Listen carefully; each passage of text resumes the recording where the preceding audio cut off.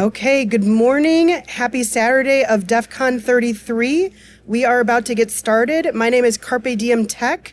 Delighted to have you all here. As mentioned previously, there is a QR code and a shortened link. Obviously, risk profile, decide if this is something you want to scan, decide if this is something that you want to navigate to. But it is a series of files that is the slide deck, as well as the workshop files, but I will also be showcasing those on the screen. So if you're like, my risk profile does not allow me to do something with this QR code that this person up here just placed on a chair, that's fine. You'll get stuff out of just watching the screen, but you won't be able to do as much where you would be doing the activity. So just kind of warnings on that. Other things, FYI, this is more of a intro to these topics. There are layers upon layers upon layers, many more deep dives that you could do. And in almost every activity I have like, here's a way to go more advanced. Here's a way to go deeper into this topic, right? Like anything that we do, we start at one level and we kind of keep progressing more deeply. So this I would consider more of a beginner-friendly 101 talk, not a deep technical dive. And so, like I said before, I will not be insulted if this was not what you were looking for. So it is a workshop. It will be 101 type stuff. So you're welcome to go to another thing if you'd like. What's our agenda? We're going to be thinking through what our data footprint is. So that will be kind of what we'll be starting with.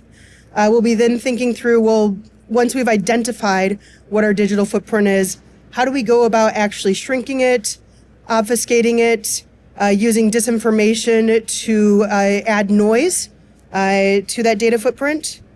We'll think about threat modeling, and we'll use specifically an example of a conference. Hey, is anyone at a conference right now? I'm at a conference. So we'll kind of think through like, how do we threat model a conference, which is a space that we're in right now? And then we will also have extreme privacy resources. Now, several of the activities also have resources at the end of them. And just a reminder, you can get to all the activities via this. Without further ado, we will get started. So super briefly, who am I? So my handle is Carpe Diem Tech. I really try to live up to it with trying and doing all the things. You may or may not have seen me at other cons or just a variety of places. I am a serial volunteerer. Very curious. My day job is a security engineer. I run a privacy security interest group that interfaces with government agencies, as well as work in offensive security and looking at pen testing of high value assets. So those are kind of some of my day-to-day job things. I love to travel. Would one day like to make it to all continents. I'm only missing 2 at the moment. I love Doctor Who. All the pictures on the bottom here are stickers that I've made. So if you see me after the talk and you love the sticker game, happy to give you some stickers. And speaking of books, I love to read, and I run the DEF CON book club with some other folks. And we have a meetup this afternoon in the DEF CON groups DCG room, and that is from 2 to 4. So we'd be happy to have you join for that. I have a pet chinchilla. She's awesome. And I'm also a sock goon. So that's a little bit about me. So why are you here? Well, I really hope that you're here because you think that privacy is important. I think it's important. We make all sorts of decisions every single day about privacy, what it means to us, how we weigh the pros and cons of convenience versus privacy. I really thought this quote here from Gabriel García Márquez was quite fitting. All human beings have 3 lives: public, private, and secret, right? And what of those lives do you want to be out there? So that's something that I'll ask you to engage with today. Hopefully it's a question that you've thought of before and have been wrestling with maybe, but it's something I iteratively go back to. On my first slide, you saw that I was introduced as my handle, but if you saw this talk through Hacker Tracker, you may have also seen that my handle was in quotes and it had my government name there. So going back and forth with privacy decisions, right? My name is very associated with my handle. So I made the decision to include name plus handle. Other people might make a different decision. So your privacy decisions might be different than the person sitting next to you, and that is okay. You're just thinking through what works for you. So our first activity is we need to find ourselves. DEF CON this year is all about access everywhere. I would like you to try to see what access there is to you, the person. So this is where we are going to try to figure out what our own digital footprint is. If you are using the QR code paper, you will see that this is activity 1. You'll see it has the number 1 before it. It has finding yourself and workshop activity. So we're going to spend a couple minutes doing that. This is a abridged workshop, so we only have 45 minutes together. I've done variations of this workshop for a couple hours. So we will not be giving the full time for these, but it will give you a little bit of a flavor. If your risk model does not allow you to go to these sites, these are going to be some questions that you might think through, and might think through how an adversary might approach you as an individual or a group, and might be trying to automate searching for people. So just kind of thinking through what can you find, what can you see. I'm going to toggle out of slides and just show what this activity looks like as well.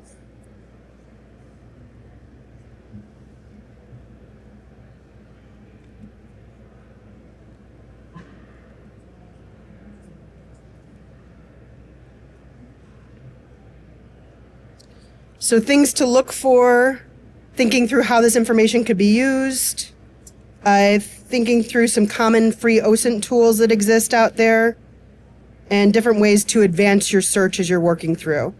So I'm going to give just a couple minutes for people to do this, and then we'll go back to slides.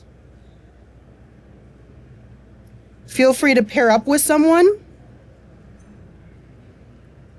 If you don't want to search yourself, pick your favorite celebrity, entertainer, etc. See what information you can find on them. Right? Yeah, so we're hearing in the audience, it's almost quite scary, the information you can find, what exists for your digital footprint. Absolutely.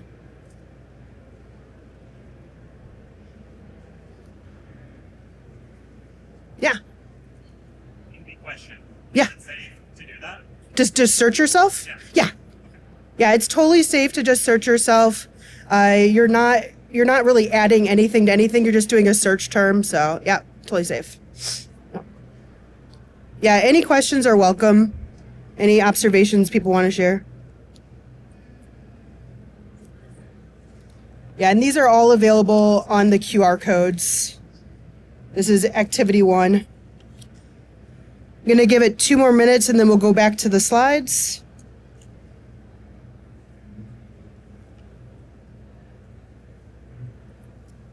Welcome. We are doing a privacy workshop. We're doing activity 1 right now, and there are QR codes with the resources.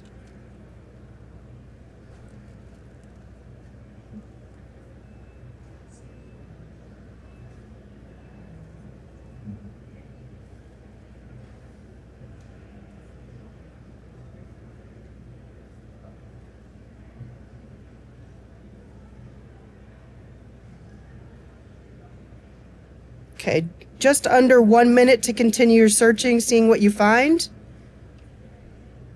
There's some great Google dorking that you can do too to add in some more specific terms. I often like to add in things like PDF to see what documents exist with my information out there, because it's possible you were part of a data breach. I'm sure people have gotten notifications like that.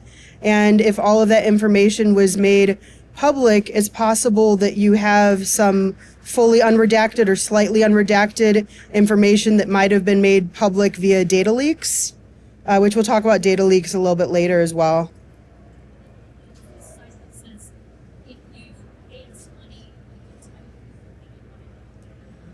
Yeah, those are data brokers. They will gladly take your money, and they will give you that information. Yeah, which is pretty scary. We'll talk about how to remove yourself in our next activity. Yeah. Okay, I'm going to navigate away from this and back to slides. And our next activity will be activity 2, but we're going to kind of just talk about this for a moment.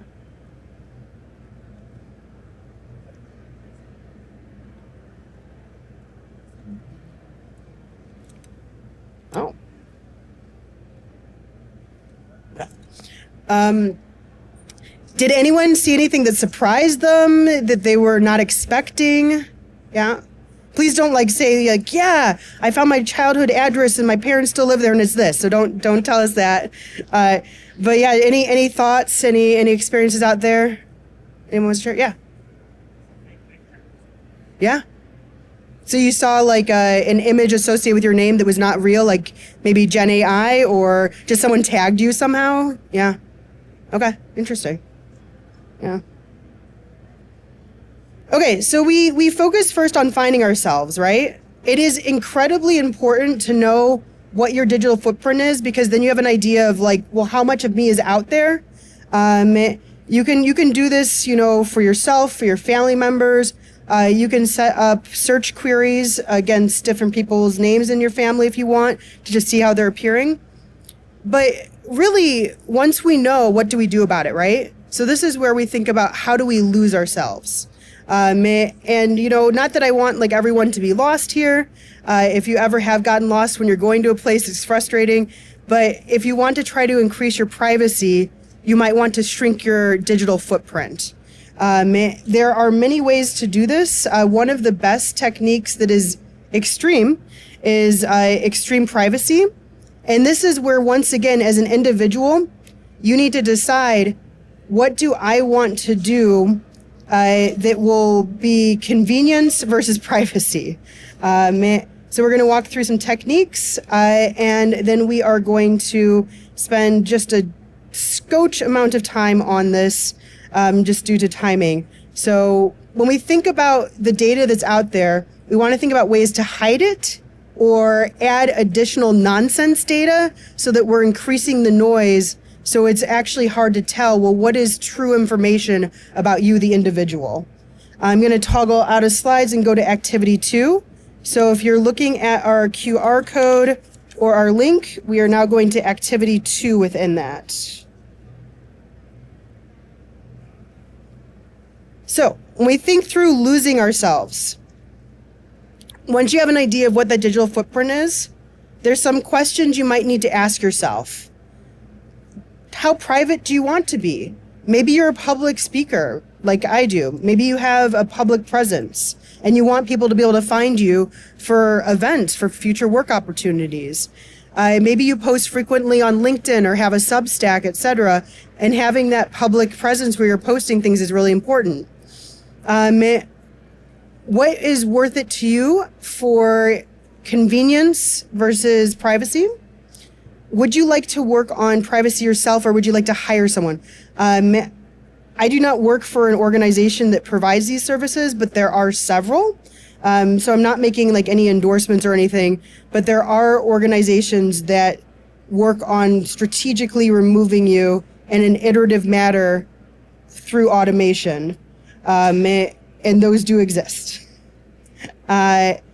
So we will not be spending so much time on this activity, but I've provided you all the steps that you need to do this, because you probably also don't want to do this from your phone. Not that your phone is insecure. You just probably want bigger digital space to be doing this. So this would be a really good take home to work on. I also encourage you that as you're working on identifying digital footprint and obfuscating and adding digital noise, that you think through, how frequently do I want to do this? Is this something you want to do on a quarterly basis, annually, once and never again? If you choose to do this once and never again, what do you all think might happen over time? Yeah, this data will keep populating. You'll have new search results that come up. And so you will actually see that over time, if you don't keep doing this, or same thing, like I said, not endorsing anyone, if you don't hire a service, this will just get repopulated. So it is something to think through how frequently you want to do this. I try to do this about annually or once a quarter, depending on my bandwidth. But it's totally up to you and what your kind of life is like. When we're thinking about different ways to add things in, you can self-publish disinformation about yourself. You can say, I live at this address, and it's not your address. You could look up an apartment complex and see, oh, they only go to the 7th floor. I'm going to say I live on the 8th floor of this address. So make up a fake address for yourself and then start getting search hits around that. You could create a blog that has false information about yourself in it and then have that start getting indexed. So these are different ways that you can add noise to data about yourself that could maybe help so that when people look you up, they're like, oh, I don't really know where this person is or what they do, or there's conflicting pieces of information here. This is a really excellent freemium service where you can create canary tokens to see who is searching after you. So if you're worried, like, hey, who actually looks me up? Or if you want to see like who clicks on things or different things associated with you. So super recommend that as a source to play around with. And if anyone does try it, let me know your results, but it's a lot of fun just to see the results from that, and can be just another way to obfuscate yourself. As far as some resourcing, we have some privacy threat modeling you can do, and these privacy guides walk you through a series of free tools that exist to help increase your privacy. And then these are a couple different books that exist on these topics. Extreme Privacy is probably the most intense. Has anyone ever seen this book or owns it? Right? It's a thick book. He comes out with new editions every couple years, and he trains law enforcement on privacy and security techniques. And he basically took user guides and then compiled it into a book.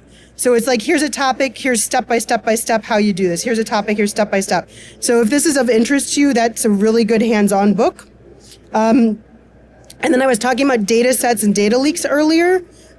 So Micah Lee, who is like here in Cannes, he wrote this really excellent book. And you can think through like, hey, is any of my data in a data leak? How can I see that? And so there's some techniques in his books about that. So I'd encourage you to take a look at that. And then one of the biggest things is if you're looking at your personal footprint, you can request that data be removed, especially if you live in California. But you can say you live in California, and are they checking, right? So requesting it to be removed. Once you request it removed, because a lot of these like people finder sites create a short URL with your name on them, then that site will 404, but it still goes into search. So then you need to de-index that. So any of the search engines, Google, Bing, etc., you can say this site no longer works. Can you de-index this? This is a heavily manual thing, but same thing. There are places that you can look at to help you with this that would set it up. And you can also work on trying to automate it yourself with web scrapers. So that's another technique that you can use if you want to not be doing it manually. Okay, so back to our slides.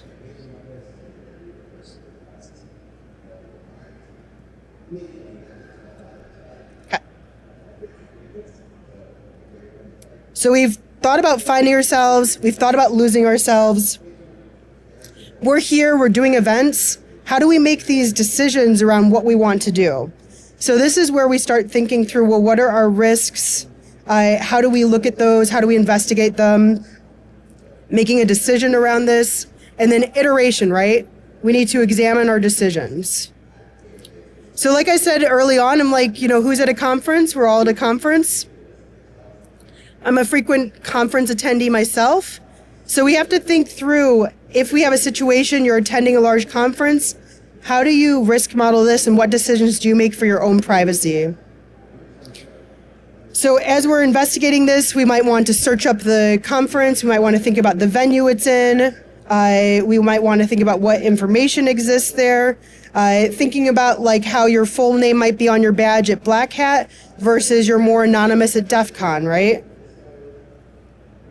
As you kind of think through what's important to you, what events do you want to go to? How do you want to identify? You meet a new person, how do you want to introduce yourself? What information are you sharing? Are you pulling up your QR code to your LinkedIn? Are you not doing any of that? So thinking through those decisions, what do you decide to do? As you make those decisions and you're figuring out, like, okay, I want to go to these events or those events, maybe you're creating a decision matrix for yourself. As you figure out your different risks that you might be taking, well, what will happen if you take that risk? How likely is it going to happen? So we're kind of thinking about impact versus likelihood.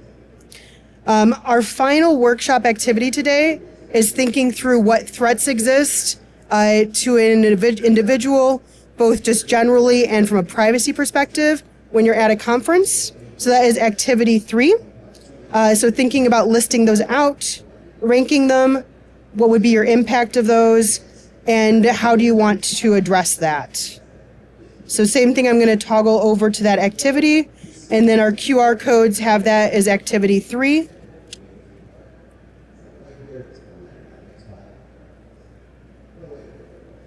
So this is our risk assessing activity. For the purposes of this workshop, you will not have time to do this. You will not have time to list out your threats, rank them, think through your impacts. So I have created an example scenario of someone who has done this already, and some of the things that they came up with, some of the ways that they're thinking about them. So you have both of those here. That example is just within the files, but it's also here with see example. And this is something, if you wanted to do this at home, you could just create a copy of this and feel free to use this table. But obviously you can create your own things too. Then the filled out one, we have a full scenario. We have different vulnerabilities that might exist. Different choices you make.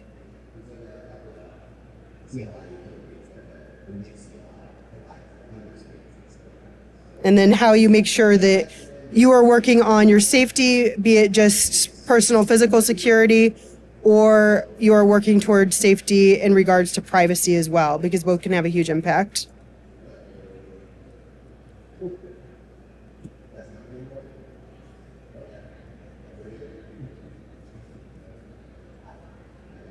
So those are the 3 activities. I'm just going to go through a few other things, and then I'll have a few moments for questions before we close out.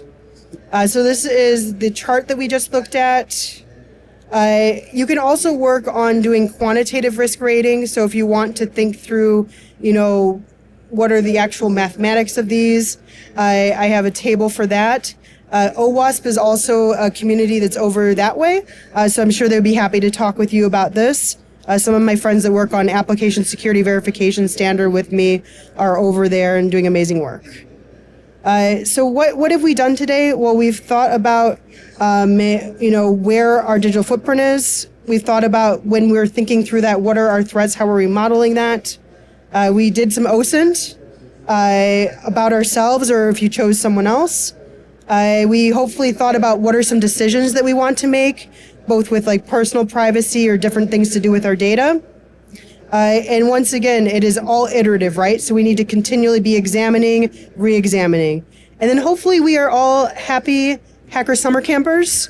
Today's Saturday of Con. Tomorrow is our last day of DC 33.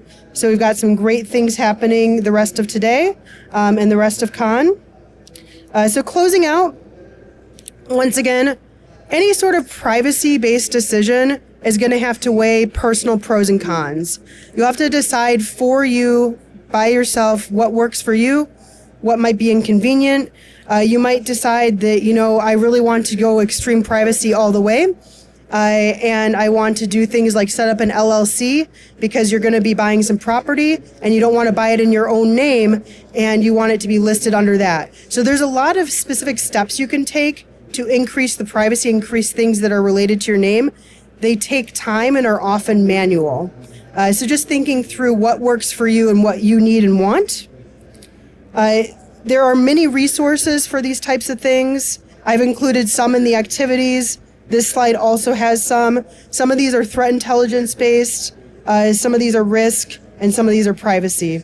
And then we'll go. Yep. I have about 2 minutes for questions or any thoughts that anyone had as they were going through activities. And then after I close out, I have stickers if you'd like any stickers. So thank you very much for being here, and I will take questions. Yeah.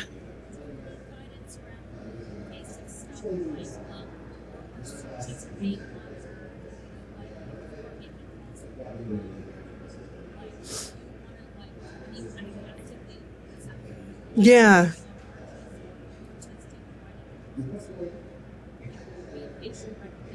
Yes.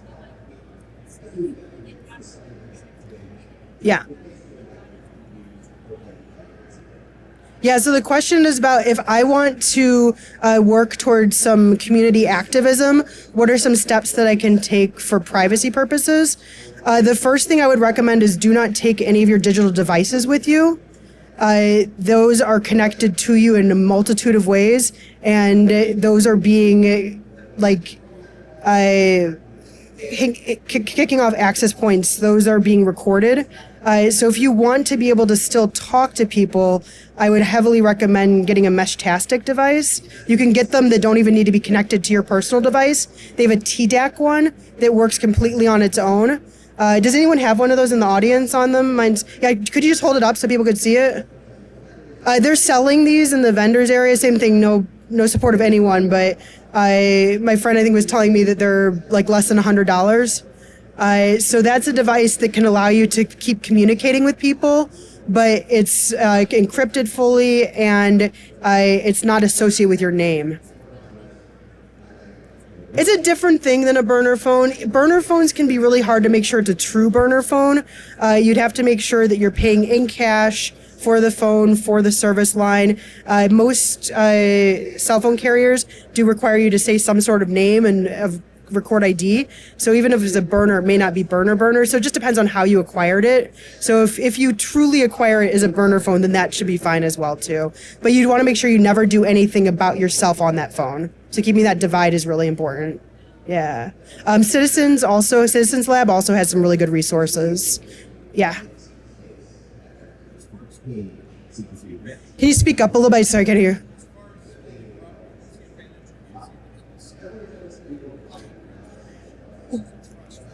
Yeah. So the question is, what's the advantage of using an LLC versus a trust? It just depends on you and your privacy decisions. Do you want your name associated with your property? And then there's several ways to disassociate that. A trust is another way. So it's not that there's one advantage over another, but you can do a trust not in your name, or you can do an LLC not in your name, and you can purchase the property that way. And then the public record doesn't have your name associated with that address.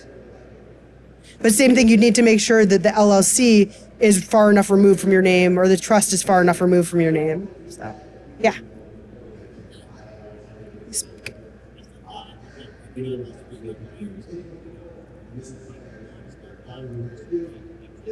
Yeah.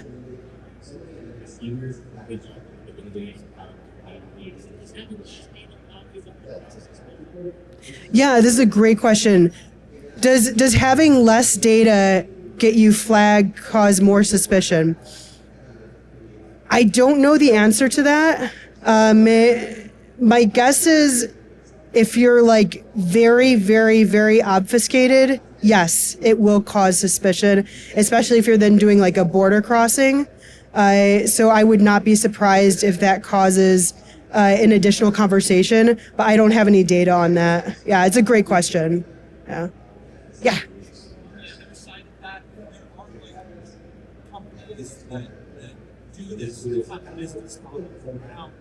Yes.